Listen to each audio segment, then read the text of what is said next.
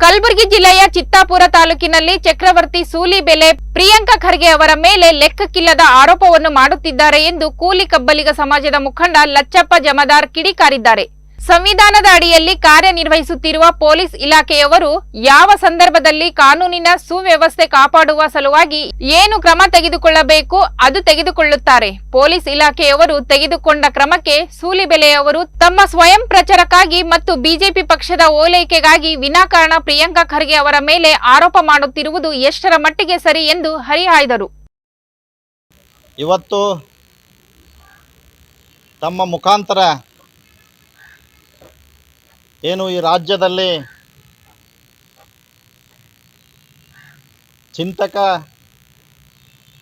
ಅಂತ ಏನು ಹೇಳಿಕೊಂಡು ಬಿಜೆಪಿ ಪಕ್ಷದ ಪರವಾಗಿ RSS ಗುಲಾಮನಂತೆ ಬಾಡಿಗೆ ಭಾಷಣಕಾರನಂತೆ ಮಾತನಾಡುತ್ತಿರುವ ಸೂಲಿಬೆಲೆ ಚಕ್ರವರ್ತಿ ಬಗ್ಗೆ ಮಾತನಾಡೋಕ್ಕೆ ತಮ್ಮ ಮುಂದೆ ಬಂದಿದ್ದೇನೆ ಬಂಧುಗಳೇ. ಇವತ್ತು ಕಳೆದ ದಿನಾಂಕ 29/2/2024 ಕಲಬುರಗಿ ಜಿಲ್ಲೆಯ ಚಿತ್ತಾಪುರ ತಾಲೂಕಿನಲ್ಲಿ ಕಾರ್ಯಕ್ರಮವೊಂದರಲ್ಲಿ ಮಾತನಾಡ್ತಾ ಇರುವಂಥ ಏನು ಸೂಲಿಬೆಲೆ ಚಕ್ರವರ್ತಿ ಇವತ್ತು ತಮಗೆ ಕಲಬುರಗಿ ಜಿಲ್ಲೆಗೆ ಚಿತ್ತಾಪುರ ಕ್ಷೇತ್ರಕ್ಕೆ ಕಾರ್ಯಕ್ರಮ ಬರಲಿಕ್ಕೆ ನಿರ್ಬಂಧನೆ ಹೇರಿದ್ದಾರೆ ಪೊಲೀಸ್ ಇಲಾಖೆಯವರು. ಈ ನಿರ್ಬಂಧನೆಯನ್ನು ಪ್ರಿಯಾಂಕಾ ಖರ್ಗೆ ಅವರು ಹೇರಿಸಿದ್ದಾರೆ ಅಂತ ಹೇಳಿ ಆರೋಪ ಮಾಡ್ತಾ ಇದ್ದಾರೆ. ಇದು ಎಂಥ ಆರೋಪ ಅಂದರೆ ಲೆಕ್ಕಕ್ಕಿಲ್ಲದ ಆರೋಪ. ಇವತ್ತು ಹಾಸ್ಯಾಸ್ಪದವಾದಂಥ ಆರೋಪ ಇದು. ಇವತ್ತು ಪೊಲೀಸ್ ಇಲಾಖೆಯವರು ನಿರ್ಬಂಧನ ಹೇರಿದ್ದಾರೆ, ಇವತ್ತು ಪ್ರಿಯಾಂಕಾ ಖರ್ಗೆ ಅವ್ರ ಹೆಸರು ತಗೋತಾ ಇದ್ದಾರೆ. ಇವತ್ತು ಜನಸಾಮಾನ್ಯರು ಸಣ್ಣ ಸಣ್ಣ ಹುಡುಗರು ಕೂಡ ನಗ್ತಾ ಇದ್ದಾರೆ. ಇವತ್ತು ಪೊಲೀಸ್ ಇಲಾಖೆಯವರು ಹೇರಿದಂಥ ನಿರ್ಬಂಧನಕ್ಕೆ ತಮ್ಮ ಪ್ರಚಾರಕ್ಕಾಗಿ ಚಕ್ರವರ್ತಿ ಸೂಲಿಬೆಲೆ ತನ್ನ ಸ್ವಪ್ರಚಾರಕ್ಕಾಗಿ ಬಿಜೆಪಿ ಪಕ್ಷಕ್ಕೆ ಪ್ರಚಾರ ಕೊಡುವ ಸಲುವಾಗಿ ಇವತ್ತು ಪ್ರಿಯಾಂಕಾ ಖರ್ಗೆ ಅವರ ಮೇಲೆ ಆರೋಪ ಮಾಡ್ತಾ ಇದ್ದಾರೆ. ಇದು ಎಷ್ಟರ ಮಟ್ಟಿಗೆ ಸರಿ? ಇವತ್ತು ಸಂವಿಧಾನದ ಅಡಿಯಲ್ಲಿ ಕಾರ್ಯನಿರ್ವಹಿಸ್ತಾ ಇರುವಂಥ ಪೊಲೀಸ್ ಇಲಾಖೆಯವರು ಯಾವ ಸಂದರ್ಭದಲ್ಲಿ ಕಾನೂನಿನ ಸುವ್ಯವಸ್ಥೆ ಕಾಪಾಡುವ ಸಲುವಾಗಿ ಏನು ನಿರ್ಧಾರ ತಗೋಬೇಕು ಆ ಇಲಾಖೆಯವರು ನಿರ್ಧಾರ ತಗೊಂಡಿರ್ತಾರೆ. ಇವತ್ತು ಇವರಿಂದ ಇಲ್ಲಿ ಶಾಂತಿ ಭಗ್ನ ಆಗ್ತದೆ ಅಂತೇಳಿ ಅವ್ರಿಗೆ ಏನಾದರೂ ಮಾಹಿತಿ ಇದ್ದ ಪ್ರಯುಕ್ತ ಅವರಿಗೆ ಚಕ್ರವರ್ತಿ ಸೂಲಿಬೆಲೆಗೆ ಕಲಬುರಗಿ ನಗರಕ್ಕೆ ಬರದಂತೆ ನಿರ್ಬಂಧನ ಹೇರಿದ್ದಾರೆ ಇಲಾಖೆಯವರು. ಇವತ್ತು ಅವರು ಹೇರಿದ ನಿರ್ಬಂಧನ ಇವತ್ತು ಪ್ರಿಯಾಂಕಾ ಖರ್ಗೆ ಅವರ ಮೇಲೆ ಹೇರ್ತಾ ಏನು ಮಾತಾಡ್ತಾ ಇದ್ದಾರೆ, ಇದು ಸರಿಯಲ್ಲ. ಇವತ್ತೇನು ಇದೇ ಚಕ್ರವರ್ತಿ ಸೂಲಿಬೆಲೆ ಕಳೆದ ಕೆಲವು ದಿನಗಳ ಹಿಂದೆ ರಾಯಚೂರು ಜಿಲ್ಲೆಯಲ್ಲಿ ಕಾರ್ಯಕ್ರಮದಲ್ಲಿ ಮಾತನಾಡಬೇಕಾದ್ರೆ ಕಲಬುರಗಿ ನಗರದಲ್ಲಿರುವಂಥ ESI ಆಸ್ಪತ್ರೆಯ ವಿನ್ಯಾಸದ ಭಾವಚಿತ್ರವನ್ನು ತೋರಿಸಿ, ಈ ಭಾವಚಿತ್ರದಲ್ಲಿ ಏನು ಕಟ್ಟಡದ ಅಕ್ಷರ ಖರ್ಗೆ ಅಂತ ಏನು ಕಾಣ್ತದೆ ಅದನ್ನು ಜನರಿಗೆ ತೋರಿಸಿ ಇವತ್ತು ನಮ್ಮ ಡಾಕ್ಟರ್ ಮಲ್ಲಿಕಾರ್ಜುನ್ ಖರ್ಗೆ ಅವರು ಇವತ್ತು ESI ಆಸ್ಪತ್ರೆ ಕಲಬುರಗಿ ತಂದಂಥ ಮಲ್ಲಿಕಾರ್ಜುನ್ ಖರ್ಗೆ ಅವರು ತಮ್ಮ ಹೆಸರು ಬರುವಂತೆ ಕಟ್ಟಡ ಮಾಡಿಸಿದ್ದಾರೆ. ಇವರು ಎಂಥ ಅಯೋಗ್ಯರಂತ ಹೇಳಿ ಮಾತಾಡ್ತಾ ಇದ್ದಾನಲ್ಲ ಚಕ್ರವರ್ತಿ ಸೂಲಿಬೆಲೆ. ಇವತ್ತು ಇವನಿಗೆ ನಾವು ಒಂದು ಪ್ರಶ್ನೆಯನ್ನು ಕೇಳ್ತಾ ಇದ್ದೇವೆ. ಇವರೇನು ಮಾತಾಡಿದಾರಲ್ಲ ಇದು ದುಷ್ಟತನದ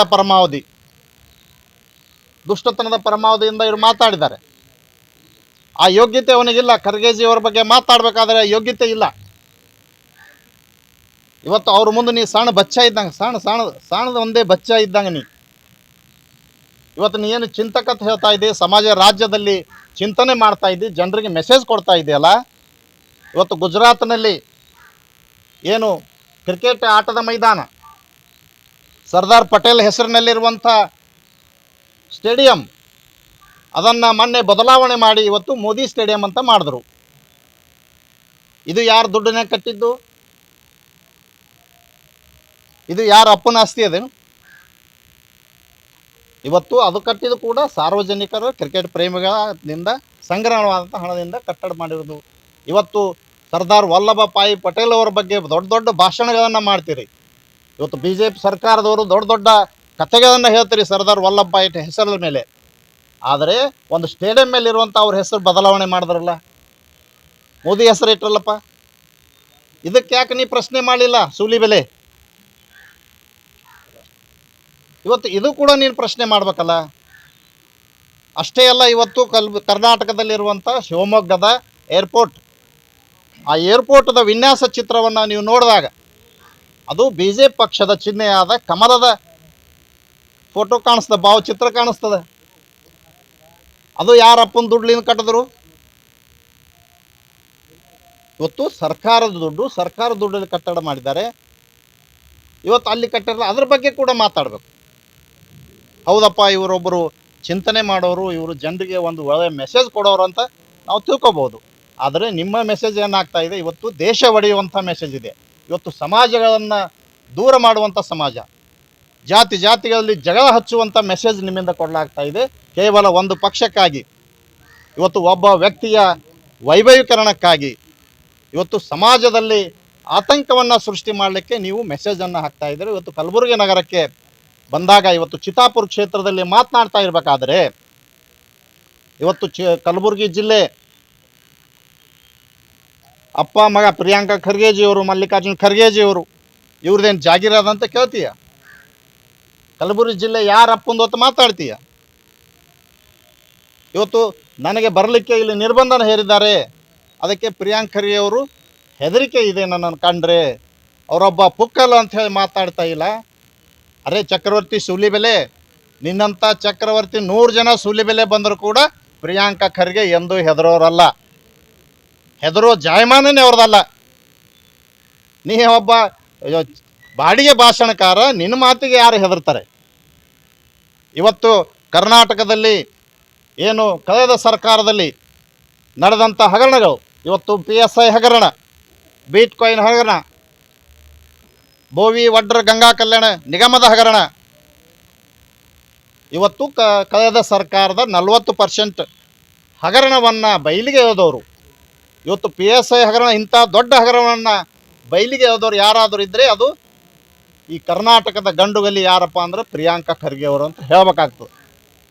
ಇವತ್ತೇನು ವಿದ್ಯಾರ್ಥಿಗಳ ಮೇಲೆ ಅನ್ಯಾಯ ಆಗ್ತಾ ಇತ್ತು, ಯಾರು ನಿಷ್ಠಾವಂತ ವಿದ್ಯಾರ್ಥಿಗಳಿದ್ದರು ಅವರಿಗೆ ನೌಕರಿ ಸಿಗಬೇಕು, ಆದರೆ ಅಲ್ಲಿ ಅನ್ಯಾಯವನ್ನು ಆಗ್ತಾ ಇತ್ತು. ಅದನ್ನು ತಡಲಿಕ್ಕೆ